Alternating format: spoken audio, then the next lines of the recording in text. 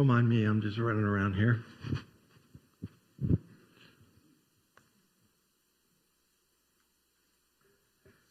All right. Well, we started a sermon series a few weeks back called Divine Interruptions, God's Sovereignty in Our Lives. And we've talked quite a bit about how painful interruptions are. Most of us don't like interruptions. I don't think anyone likes to have their life interrupted. And why are they so painful? Well, we talked about this last week, is really within the definition of interruption is our plans, right? Our plans are being derailed. Our plans that we like. We want to do what we want to do, right? So anytime we don't get to do what we want to do, that's frustrating, isn't it? Nobody likes interruptions. In fact, just a quick Google search on the internet, and you'll see that our society is really captivated by this idea that we should avoid interruptions at all costs. You can't be productive in life with all these interruptions, right? So there's books, there's workshops galore of how you can completely ignore everyone and everything around you so that you can be productive. Praise the Lord, right? I mean, isn't that usually our goal? We want to be productive? And yet, what we've found as we've explored this topic is that interruptions can be invaluable in our lives, right?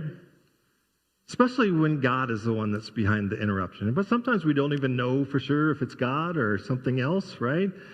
In fact, some of the biggest moments in our lives have happened due to an interruption, right? Us getting knocked out of our autopilot routine or our productivity, right? To see that something else was going on that we needed to be a part of. It's been fun to actually hear, many of you have told me some stories of how that has happened in your life, things that you were interrupted from, and it ended up being just some amazing, incredible thing, a blessing to you or to someone else. It seems that God uses interruptions to help us maybe not take our plans quite so seriously, right? To not be too focused on ourselves. And I think about interruptions, it's almost as if God uses interruptions to kind of break into our otherwise pretty mundane lives. We're just trying to get our lists checked off, right? We're trying to get things done. And if we could just have a decent attitude about disruptions in our day, in our lives, and keep our eyes open to what God is doing or what God could be doing in an otherwise difficult moment, do you think God could actually work in those moments? I mean, God interrupting us is not always a bad thing. Now, I'm not saying that all interruptions are from God, but He can sure use even the most difficult situations, don't you think?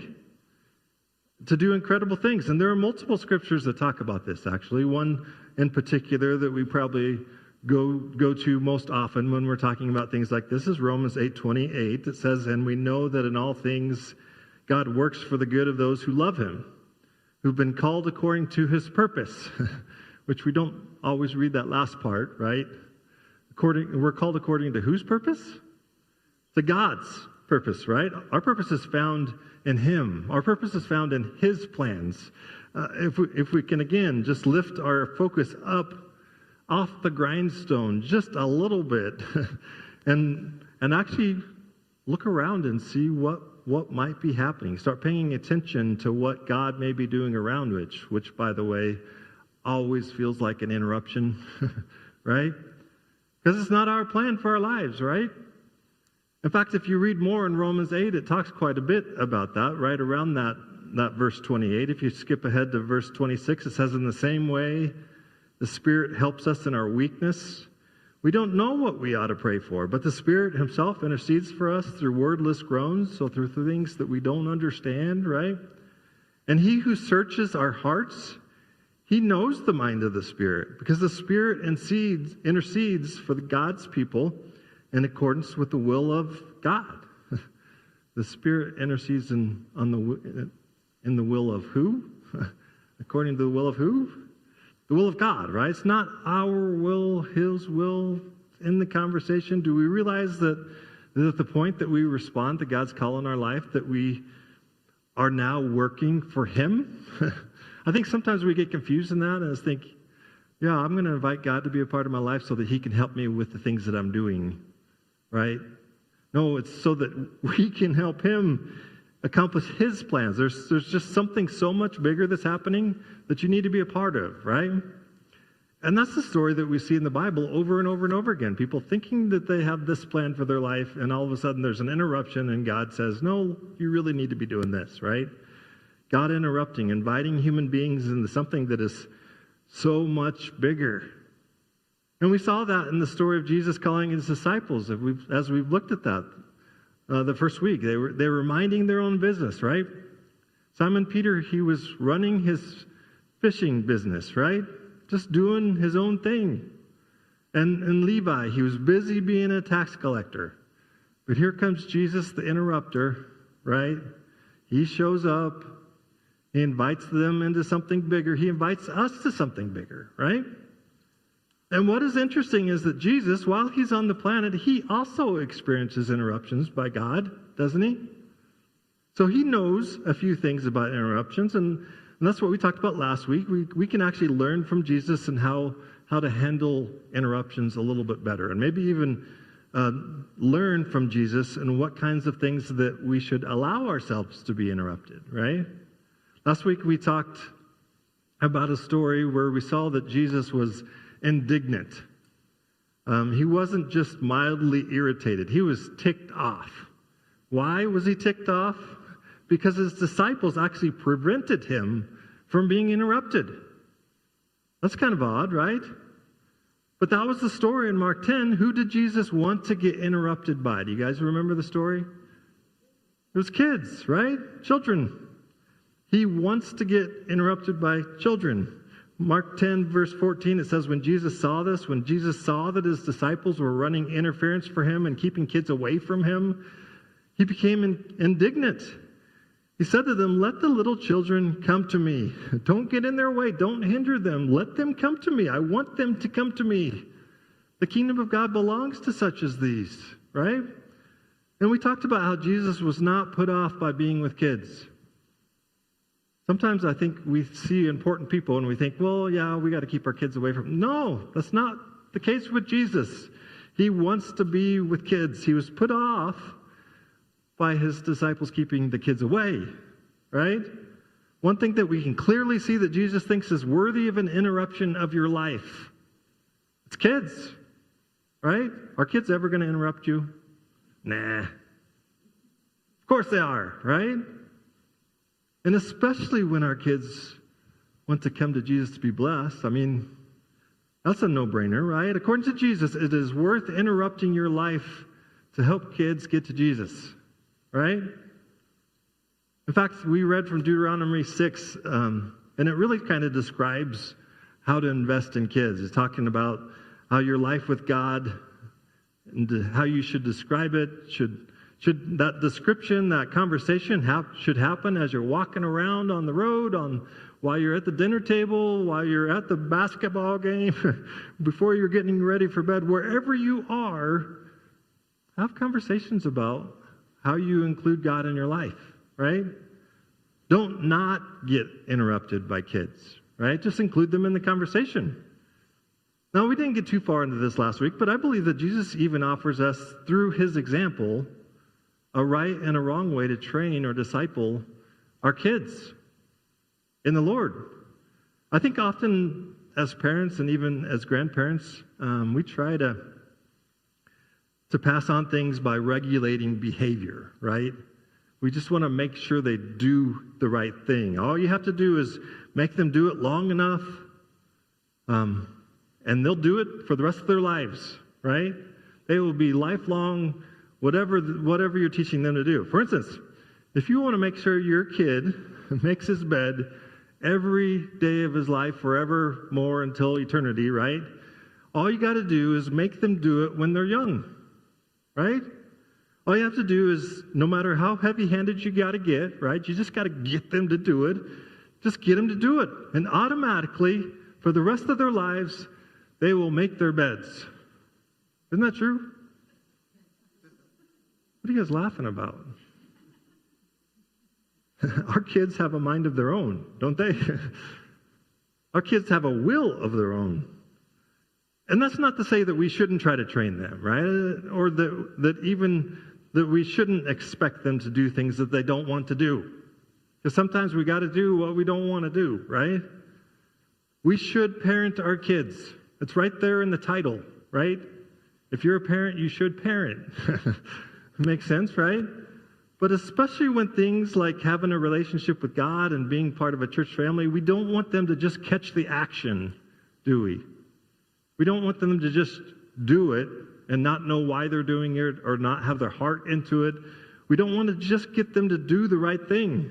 The reason behind it is important, right? In his book called If Jesus Were a Parent by Hal Perkins, I don't know if you've read that book, but it's really, really good. And it talks about the different types of authority that parents have, and even that Jesus had when he was parenting, discipling his kids who were his disciples, right? Same process. The go-to authority really for us as parents usually is we just love to go to this positional authority, is what Hal Perkins would call it. And when you think about positional authority, you just think law and order, right? I'm the parent. Don't ask questions. Just do what I want you to do. Why? Because I am the parent. That's all you need to know. Just do it, right? That's positional authority. Because of your position as the parent, they should obey. Come on, right? And Jesus had positional authority, didn't he? I mean, think about all of his titles: Messiah, Son of God, King of Kings. I mean, he could have, because of his position, just gone up to his disciples and said, hey, you need to do what I'm telling you to do, period. I shouldn't have to justify it. I shouldn't have to do anything. You should just do it because I'm the King of Kings. Come on, right?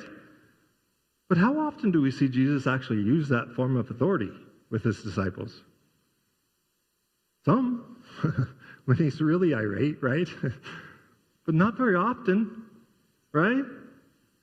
And there is certainly a place for this kind of authority, positional authority, especially when the kids are young and you're just, I don't need to explain this to you, just do it, right? They don't need to know all the reasoning behind it. But what's interesting for most parents, I think, is that we usually talk way too much to our young kids who we really don't need to talk too much to. Just tell them to do it. And I think we try to explain rationally why they need to do what they do, even when they don't even understand what you're talking about, right? We have that tendency to overtalk with younger kids, and then we save our positional authority for who?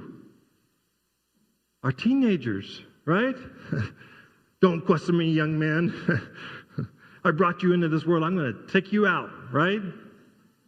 That's positional authority. And probably Taylor's heard that from me before, right? But there is another type of authority. Beyond positional, beyond rational, trying to explain why, right?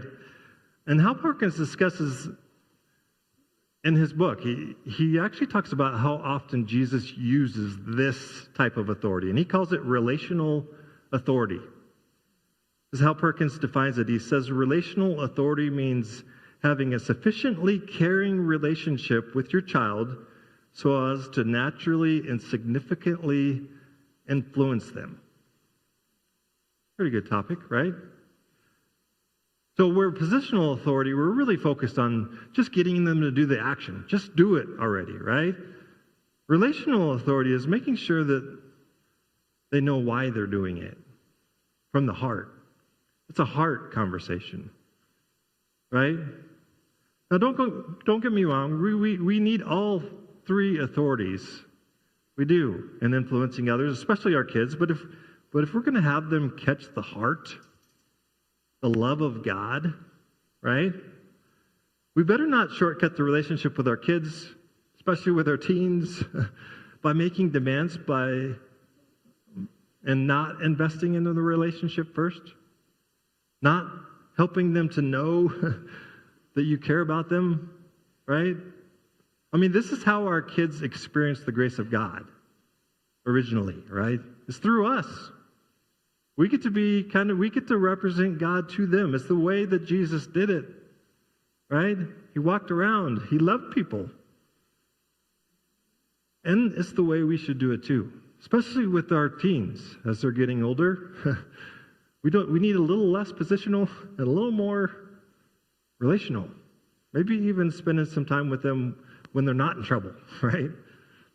In fact, that leads us to the next encounter with Jesus that we have. We're going to look at Matthew 9 this morning, if you want to turn with me there. Today's scripture, and really we're going to run around in the context a little bit. We're going to talk about the constant interruptions that Jesus encountered during his time on earth. And we really could use just about any passage of scripture. I'm going to use this one.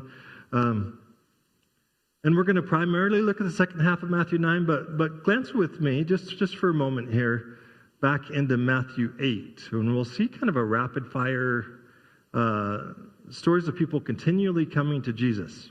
Begins back in Matthew 8, begins with the end of Jesus' Sermon on the Mount, and he's got this huge crowd on the mountainside that he's preaching to, Sermon on the Mount, right? And then verse 1 of 8:1 has these same large crowds. Now they're following him around, right? And he then heals a man with leprosy as you read through the first part of chapter 8. And directly following that, in verse 5, Jesus enters into the nearby town of Capernaum, and a centurion comes to him for help with a paralyzed servant, and Jesus heals him. And then immediately following that, verse 14, Jesus enters into Peter's house, and he heals Peter's mom. And following that, in verse 16, it says, when evening came, many who were demon-possessed were brought to him while he was still at Peter's mom's house, right? And he drove out the spirits with a word and healed all the sick. Now think about that with me. It was evening when this started, and he's healing all the sick. I mean, how late did Jesus stay up that night healing all the sick with all these crowds following him around, right? And just 2 verses later, during verse 18, it almost feels like Jesus is trying to get away from the crowds, ordering his disciples. What does he tell them to do? Go to the other side of the lake. Get in the boat. Get out of here, right? And what happens? Well, verse 24, a storm comes up on the lake as they're crossing, and Jesus is asleep in the boat, as you might expect. He's had a long, long night, right? And the disciples are freaking out because of the storm, right? So in verse 26, Jesus rebukes the wind and the waves, and it became completely calm. And of course, at that point, Jesus got a chance to take a nap and relax a little bit. No, verse 28, just as they arrived at the other side of the lake, 2 demon-possessed men come out of the tombs to greet him. That'd be quite the greeting, wouldn't it? What does Jesus do? He sends the demons into the pigs, and that causes the townspeople. What did they do? They came out and said, Jesus, would you please leave? And Jesus is probably saying, can I take a nap first? Please, right? Jesus just can't catch a break. And so finally in Matthew 9, the chapter we're looking at today, verse 1, Jesus steps back into the boat, heads across the lake to his hometown, and he's going there for some rest, right? Hardly. It says, men brought to him a paralyzed man to heal. And Jesus not only heals this man, he forgives him, which ticks off the teachers of the law who were there. And the man picks up his mat. He walks off. You're kind of watching this whole scene develop. And then as Jesus goes on from there, verse 9, he runs into Matthew, and he calls Matthew to follow him, right, Levi? And that night, Jesus goes to a dinner party with all of Matthew's friends, all of Matthew's lost friends. And of course, Jesus had to defend himself there too, because what are you doing hanging out with those lost people, Jesus, right? And while all that was going on, we arrive at the passage that we're going to look at this morning. Matthew 9, starting in verse 18, it says, while Jesus was saying this, while Jesus was finishing up explaining why he was hanging out with lost people, he's literally getting interrupted here, right? Verse 18 again, while Jesus was saying this, a synagogue leader came, and he knelt before Jesus, and he said, my daughter has just died, but come and put your hand on her, and she will live. So Jesus, while he's trying to explain himself over here, here's this guy coming up to him, bowing down on his feet, right? And his daughter has died. That's a huge situation, isn't it? In fact, if you look at Mark's account in Mark 5, he tells us the name of the synagogue ruler. His name is Jairus. And Jairus is literally kneeling before Jesus, asking for his help. And he believes that Jesus, if he could just be there, he could bring bring his daughter back to life, right? That's a big ask, isn't it? Especially after all the stuff he's already done. So what does Jesus do? Jesus responds, follows him home. Verse 19, Jesus got up and he went with him, and so did his disciples. But in the middle of this interruption, what happens? Jesus is interrupted again. This time by a suffering woman. In verse 20 it says, "Thus just then a woman who had been subject to bleeding for 12 years came up behind Jesus, touched the edge of his cloak. She had said to herself, if I could only just touch his cloak, I will be healed." She's been bleeding for 12 years. Is that a small issue? Probably this menstrual cycle had gone bad, right? And knowing a few things about their culture, while she's bleeding, she's considered unclean. She's not allowed to go by anyone. She completely becomes an outcast for 12 years. That's a big issue, isn't it? But somehow, hearing about Jesus had given this woman, who shouldn't have gone into that crowd at all, enough hope to even take the risk, right? Now, she obviously doesn't want to make a scene, because if she gets caught in that crowd, she's in deep trouble, right? So she wants to just touch his cloak very covertly and get out of there. Well, what does Jesus do? Instead of keeping it quiet, Jesus interrupts the interruption, interrupts her covert healing operation, and makes sure that everyone knows exactly what she's just done, right? And that her faith has ushered in her healing. Verse 22, it says, Jesus turned and saw her. "Take heart, daughter," he said. "Your faith has healed you." And the woman was healed at that moment. I mean, did you hear what he just called her? Daughter. That's an intimate title, isn't it? Jesus takes a moment in the middle of his chaos, right, to humanize this outcast, to make sure that she knows that she's important, right? He's not so hurried by this crazy pace of events that he's working with and this crowd that's pressing in on him to let this person not know that she's loved, right?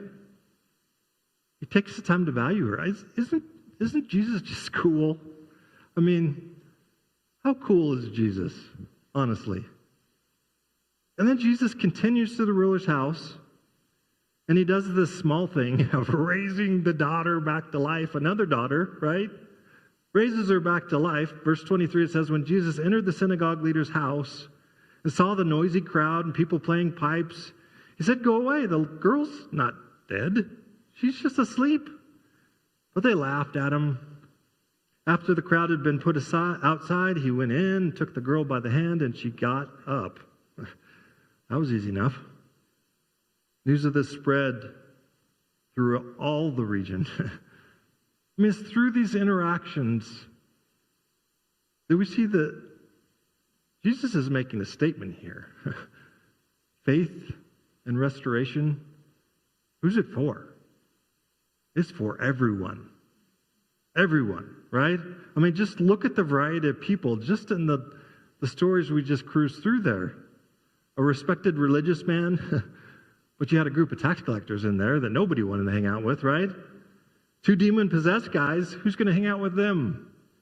And of course, the unclean woman with no social standing at all, she wasn't supposed to be there at all. All are important to Jesus. All of them. No matter how much they interrupt his life. Seemingly any person who has a need, that's the only requirement, right? You have a need. It's worthy of an interruption in Jesus' life. Remember, he's not just anybody. This is Jesus, right? Son of God. He's a huge figure. You're interrupting his life? I mean, do you see this? This truth makes the next section even harder to understand. 2 blind men approach Jesus in the very next verse. They're calling out for mercy, right? And it seems like Jesus actually attempts to ignore them. It's the weirdest thing, because they actually have to follow him and follow him into someone's house to talk to him. I mean, think about that. These guys are blind, right? They're blind men. How do you even follow someone into someone else's house? I mean, that's the things that I think of as I'm reading through some of these stories. But look at verse 27. As Jesus went on from there, two blind men followed him, calling out, "Have mercy on us, Son of David." And Jesus doesn't just heal him there, right? Instead, it says, when he had gone indoors, the blind men came to him, and he asked them, "Do you believe that I am able to do this?" And they replied, "Yes, Lord." I mean, think about this situation again. These blind men are blind. I know I don't have to tell you that, but that's the situation. Why would Jesus make them follow him inside? Anyone have an answer to this question? I had to actually do a lot of research and looking at different commentaries, and I ran across one that had an interesting theory. That's the best I can give them. But Rodney Reeves writes this: these men were opportunists. They were relentless in their pursuit of getting what they wanted. And he had come to that conclusion because he somehow made their pronouncement of Jesus as the Son of David as flattery, and they were trying to get close to this important figure. Even though they didn't have any social clout, they followed him into someone else's house. I mean, to tell you the truth, I'm not sure what was going on there. But there was definitely something going on there. Why did Jesus do that? And nevertheless, whatever Jesus might have had against them, nevertheless, because of their persistence, because of their need, right? Jesus heals the men. And he gives them one condition. Verse 29 says, "Then he touched their eyes. He said, 'According to your faith, let it be done to you.' And their sight was restored." Jesus warned them sternly. See that no one knows about this, right? Sternly. But they went out and they spread the news about him all over the region. And that was actually one of the things that the Rodney Reeves was actually saying, is that they wanted to brag that they had been with Jesus, type of thing. And was Jesus taken advantage of? They were blind, right? Did they somehow have ill intentions? Maybe, but don't you think that Jesus actually knew that going into the situation? And he healed them anyway. Why? They had a need. That's all he needed. And the story doesn't end there. Another interruption. Jesus frees a demon-possessed man, and for his good work, he's accused to be the prince of demons, or working for him, right? Verse 32, it says, while they were going out, still a part of the same story, a man who was demon-possessed and could not talk was brought to Jesus, and when the demon was driven out, the man who had been mute spoke. The crowd was amazed and said, nothing like this has ever been seen in Israel. But the Pharisees said, it's by the prince of demons that he drives out demons. I mean, it's not because of all the kind words that they said about Jesus that Jesus does what he does, right? He doesn't do it for that reason. He's motivated for other reasons. He truly remains true to his purposes, even when people attempt to take advantage of him, or maybe even there's a chance that they might misunderstand him and call him something else, right? It's clear by Jesus' example that a hurting need is worthy of interrupting, right? Do you see that? And the truth is, like Jesus, aren't we surrounded by hurting people? Now, fortunately for us, we're unlikely to be expected to go around performing miracles everywhere we go. That's probably good, right?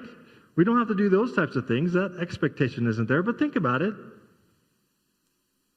Can't we still be used by God to help people around us? And maybe it's performing something simple, empathy, some type of reasonable care, maybe just a listening ear. There's simple things that we can do to be helpful for other people, right? And we hear often when we're talking about the grace of God that we can just come as we are, no matter what you've done, no matter your abilities to fix the situation.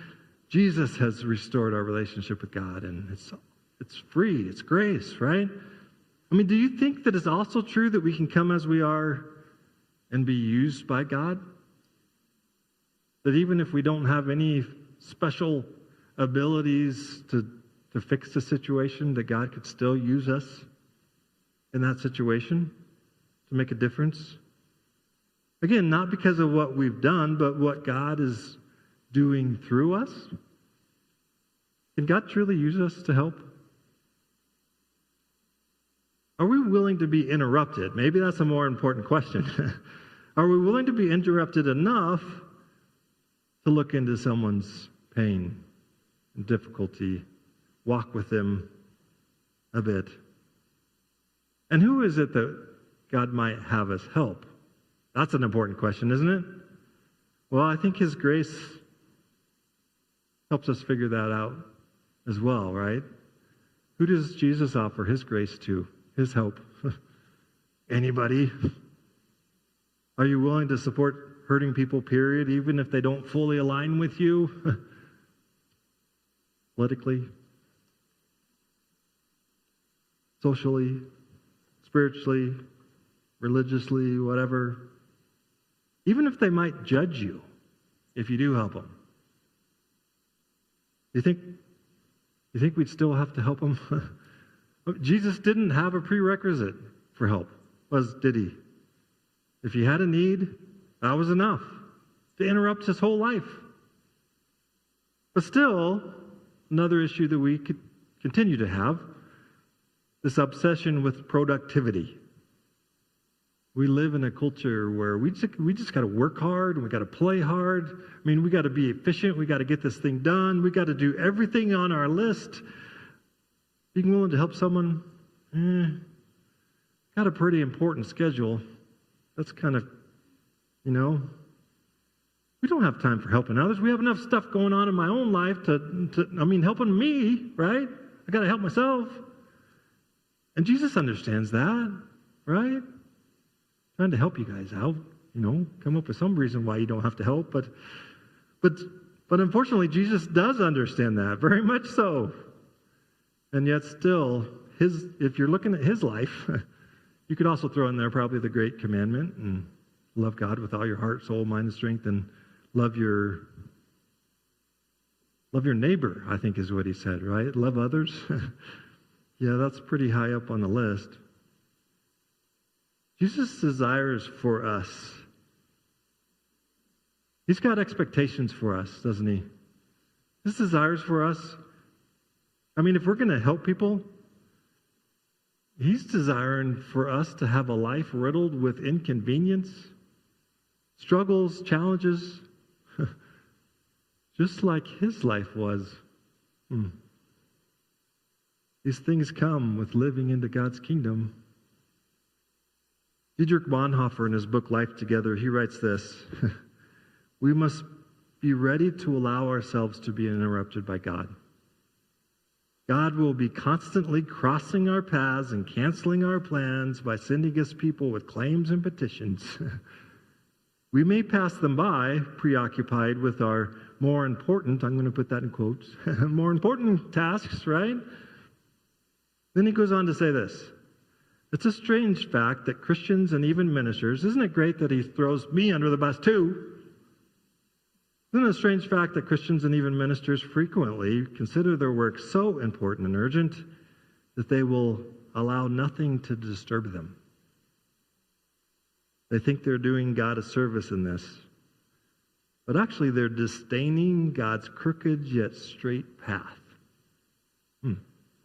Those are some fighting words. And it really reminds me of a story. Maybe you've heard this one. A man spent some time, he was observing life, right?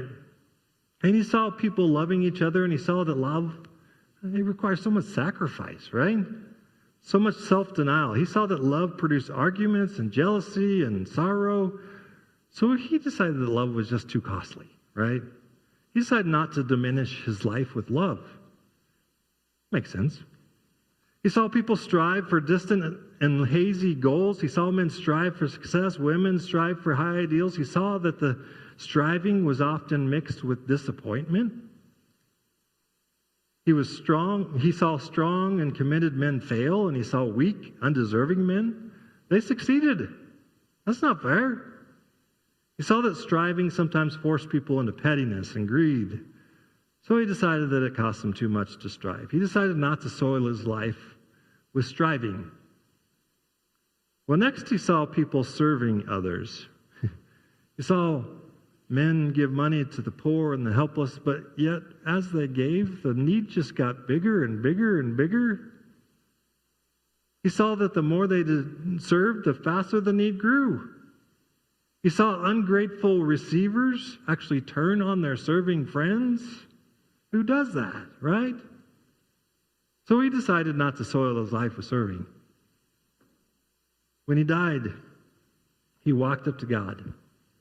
And he presented his life. I mean, it was undiminished. It was unmarred. It was unsoiled. This man had kept himself clean. He was untouched by the filth of the world. And he presented himself to God. And he proudly says, "Here is my life." You know what God said? Life? What life?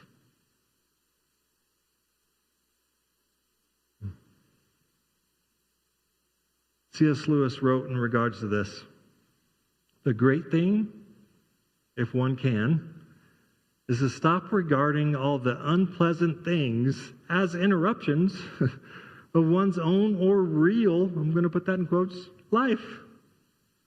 The truth is, of course, that what one calls the interruptions are precisely one's real life, the life God is sending one day by day.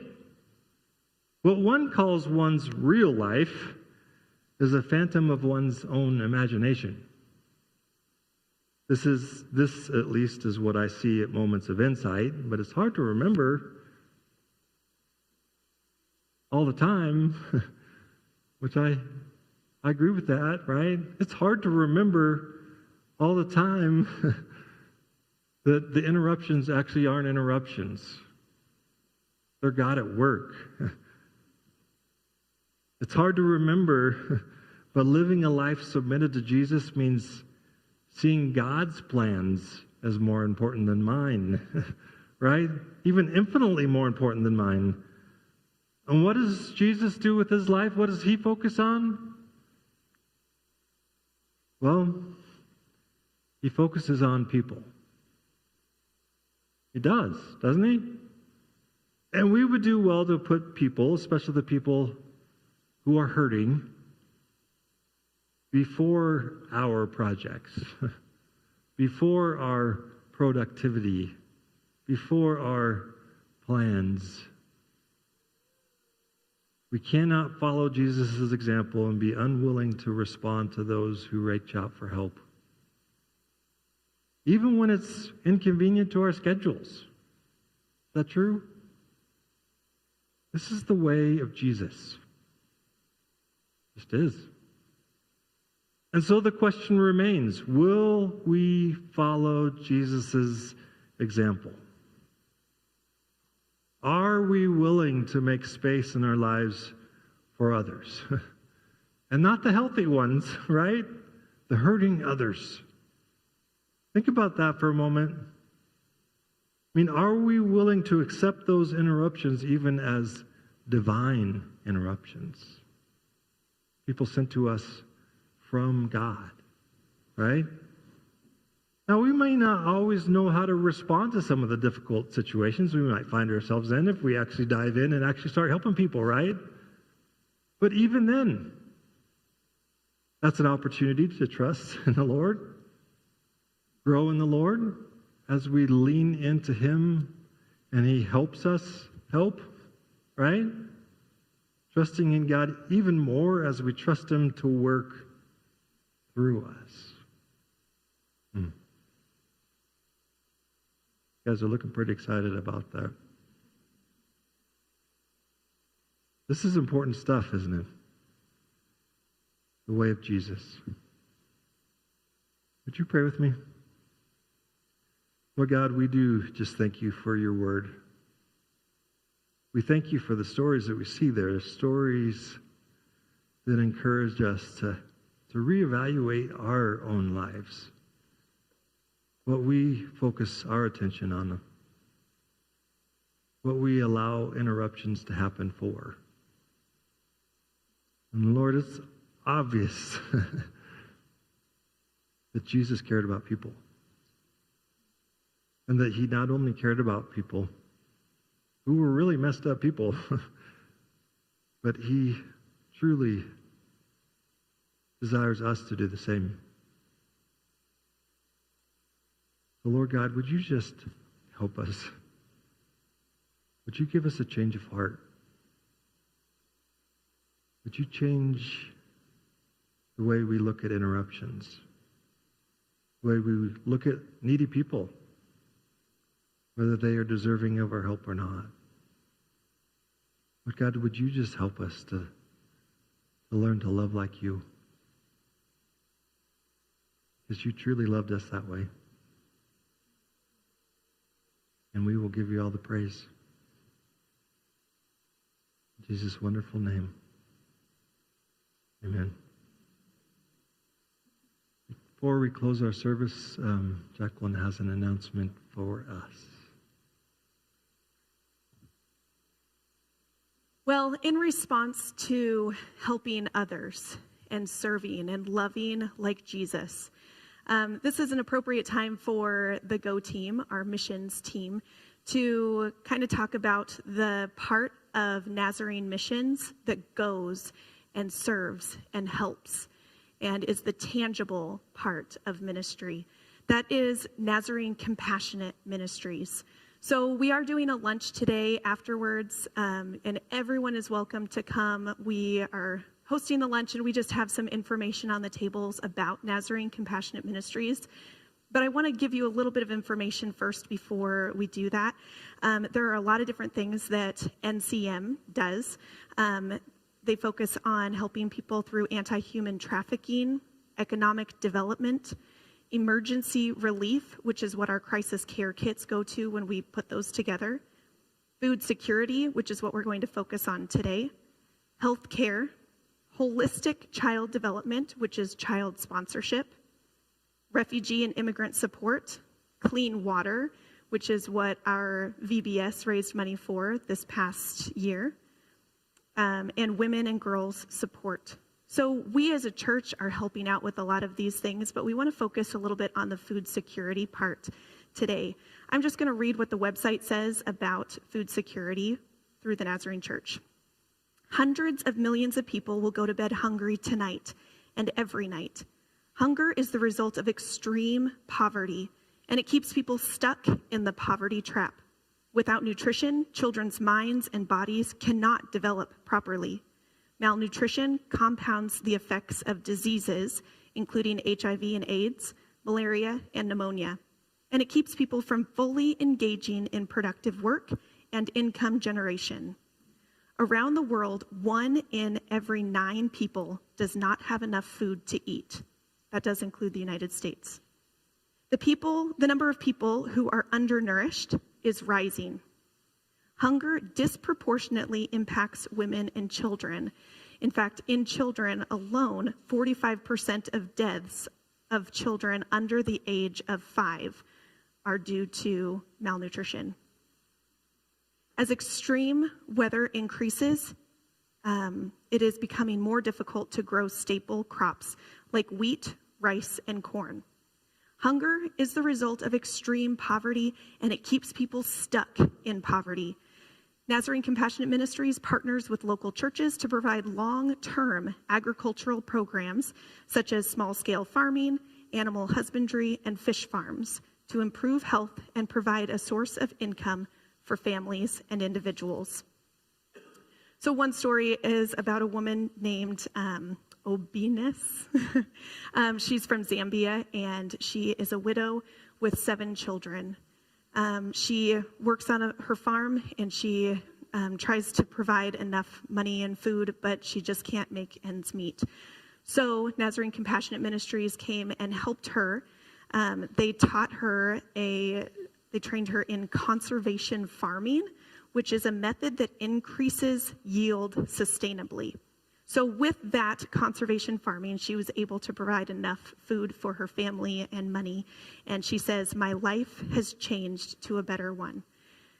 So Nazarene Compassionate Ministries on a global scale does a lot of the holistic sustainability, long-term fixes, but they do crisis care as well. So like in Maui right now, there are churches that are getting food and providing it for people in this crisis situation. But a big part of what NCM does is provide that long-term training and equipping for people to be independent in their food. So that's just one of the things, food security, that we wanted to kind of highlight today. But if you would like to come join us, we would love to just have you to come and visit with and eat together. We're doing Idaho haystacks or tacos, whatever you want to call them, nachos, whatever you want to make it. So come join us, come hang out, and you can learn a little bit more about what the Nazarene Church is doing worldwide, but what we can do. We're going to be talking about that a little bit more as the months go on as well. So thank you. Thank you, Jack. Would you stand with me as we close the service this morning? Our benediction passage is actually from 2 Corinthians chapter 1, verse 3. And it says, "Praise be to the God and Father of our Lord Jesus Christ, the Father of compassion and the God of all comfort, who comforts us in all our troubles, so that we can comfort those in any trouble with the comfort we ourselves receive from God." So people of God, we serve a great and loving and rescuing God, don't we?